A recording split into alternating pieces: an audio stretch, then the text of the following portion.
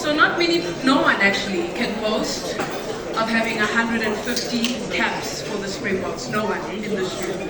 Victor Matfield is the closest person. Well, if you consider 23 close on 127 caps. But there's a special man that's about to call his 150th Springbok test this Saturday when the Boks take on Wales. I'm going to call him up to the stage because after 32 years in broadcasting, I'm sure he has so many stories, not just about this team, but teams that have come before and not made it, and of course the 95 team that did. Please put your hands together for Supersport commentator John van Rensburg.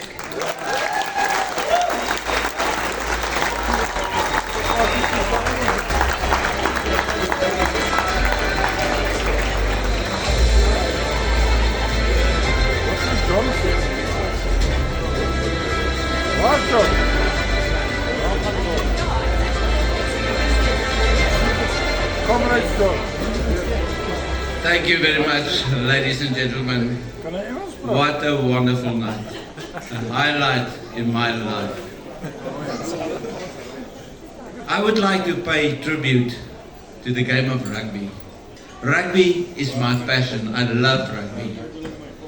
And the best 7 weeks I ever had was the opportunity to commentate on the 2007 Rugby World Cup in France as Afrikaans commentator, where these legends actually won the World Cup for South Africa.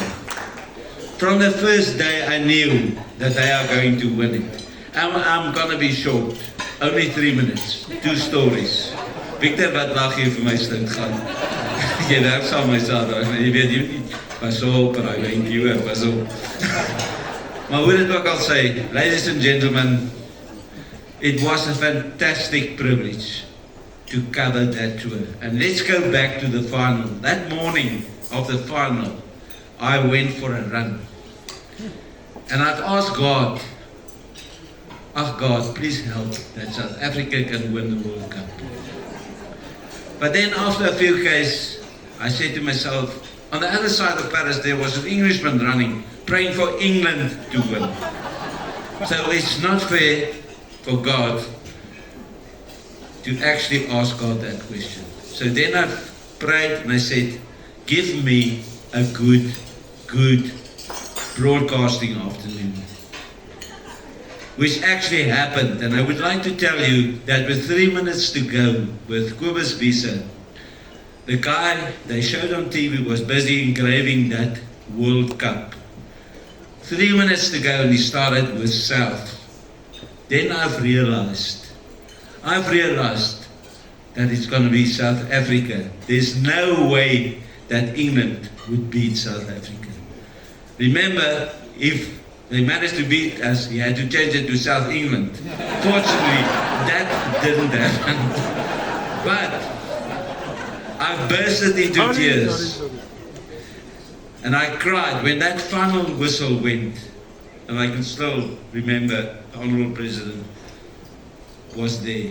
What a moment to be part of that. The best 7 weeks of my life. Johnny, I'm nearly finished. I just want to tell you that story. When we got back to the hotel, it was 2 o'clock in the morning. The Supersport production team was sitting there. And they said, what are we going to do? I said, we are going to Cairo. And it was only me and Kolan Zinga who went out. And we came back that Sunday afternoon at 4 o'clock. At 4 o'clock, me without my Supersport blazer and my Supersport tie. Somewhere in France, somebody's got that. I don't know where.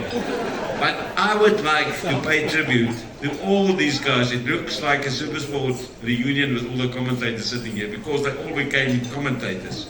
But personally, I would like to thank you. You are still my heroes. You are still the best.